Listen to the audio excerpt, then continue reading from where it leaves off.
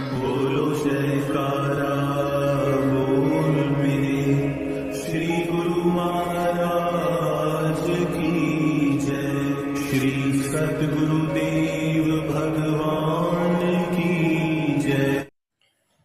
गुरुमुखो, सतपुरुष फरमाते हैं कि जिस इंसान पर सद्गुरु की रहमत हो जाती है वही इंसान उनके बताए हुए नियमों एवं वचनों को समझ पाता है। जिस प्रकार पानी पानी से मिलकर तद्रूप हो जाता है, उसी प्रकार जीव मालिक से मिलकर मालिक का ही रूप हो जाता है। गुरुमुख को सदैव संसार में सद्गुरु के बतलाए हुए उपाय अनुसार ही चलना चाहिए, तभी यह जीवन सुखपूर्वक व्यतीत होगा एवं परलोक भी सवर जाएगा। गुरु की महिमा है अमित, कही सके न सुतिशेष। जिनकी कृपा कटाक्ष से रंक होत नरेश। सद्गुरु की महिमा अनंत है। वेद शास्त्र व शेष शारदा भी इसका पारावार नहीं पा सकते। इनकी कृपा की एक दृष्टि ही रंक को राजा बना देती है। सुरती की धारा को सद्गुरु के शब्द के साथ जोड़कर ही नित्य आनंद की प्राप्ति की जा सकती है। यही जीवन का वास्तविक ध्येय है। इस ध्येय को प्राप्त करने के लिए यह दुर्लभ एवं बहुमूल्य मानव तन सफल होता है। संसार में चतुर एवं बुद्धिमान उसे ही कहा जाता है जो 1 रुपया देकर पूरे रुपये की वस्तु खरीद कर ले आता है। यदि कोई कीमती लालों के बदले में कोड़ियाँ खरीदे तो ऐसे बुद्धिहीन मनुष्य पर सब खर्च ही खर्च कसेगा। इसी प्रकार जिस मनुष्य ने मानव तन जैसा दुर्लभ व कीमती जन्म पाकर अमूल्य नाम प्राप्त न किया और उसने सांसों की अनमोल पूंजी को इस क्षणभंगुर शरीर के पालन पोषण में व्यर्थ गवा दिया, संतों सत्पुरुषों ने अपनी वाणियों में उसके जीवन को धिक्कारते हुए फरमाया है।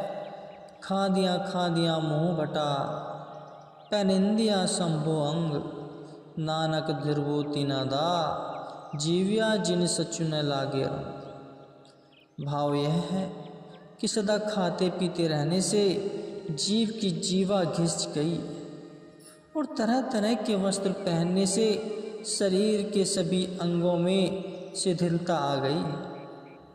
श्री गुरु साहिब जी फरमाते हैं कि धिक्कार है उनके जीवन पर जो सच्चे मालिक के प्रेम के रंग में नहीं रंगे, अर्थात वृद्धावस्था आ जाने पर भी जिन्होंने नाम से प्रीत न लगाई उनका जग में आना ही व्यर्थ है।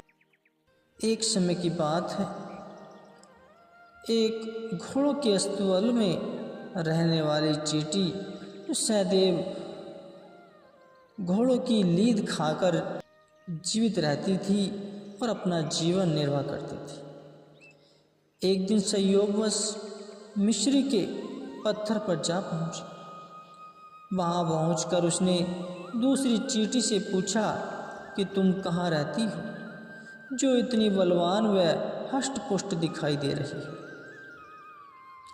उसने उत्तर दिया कि वह मिस्री के पत्थर पर रहती है। दिन रात मिस्री के सेवन से ही उसका शरीर बलिष्ठ हुआ है। उस चींटी ने पहली वाली चींटी से पूछा कि बहन तुम कहाँ रहती हो, तो उसने उत्तर दिया कि वह घोड़ों के अस्तबल में रहती है और उनकी लीद खाकर निर्वाह करती है।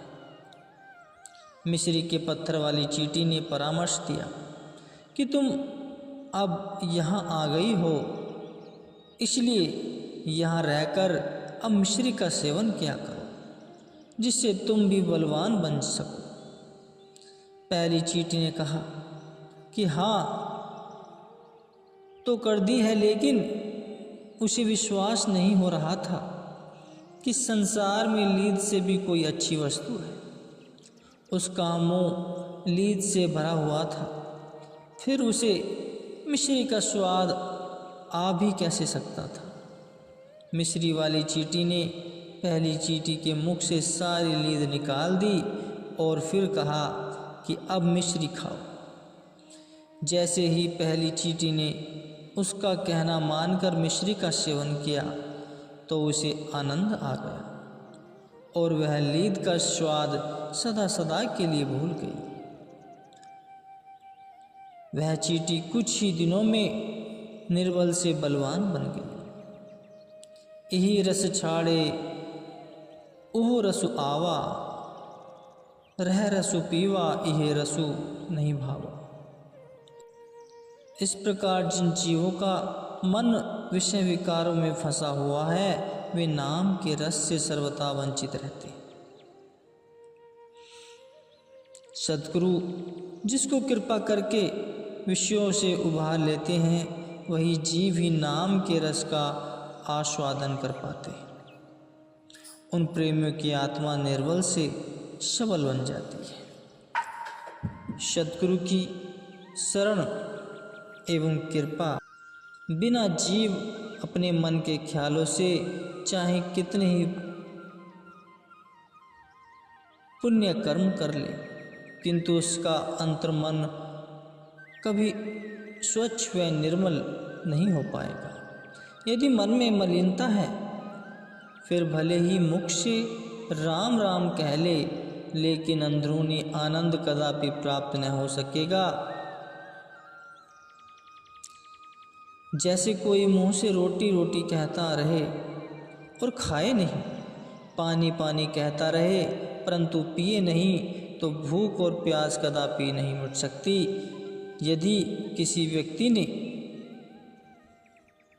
दिल्ली जाना हो और मुख से दिल्ली दिल्ली कहा करे और यात्रा न करे तो कभी दिल्ली नहीं पहुंच सकता। दिल्ली जाने के लिए उसे बस, कार अथवा रेल द्वारा यात्रा करनी पड़ेगी, तभी दिल्ली पहुंच पाएगा। अंत में फरमाते हैं कि इसी प्रकार यदि गुरु से ज्ञान लेकर उसके अनुसार आचरण करेगा तो सुखी होगा, नहीं तो मुख से राम राम कहने पर भी मानसिक शांति प्राप्त न हो सकेगी।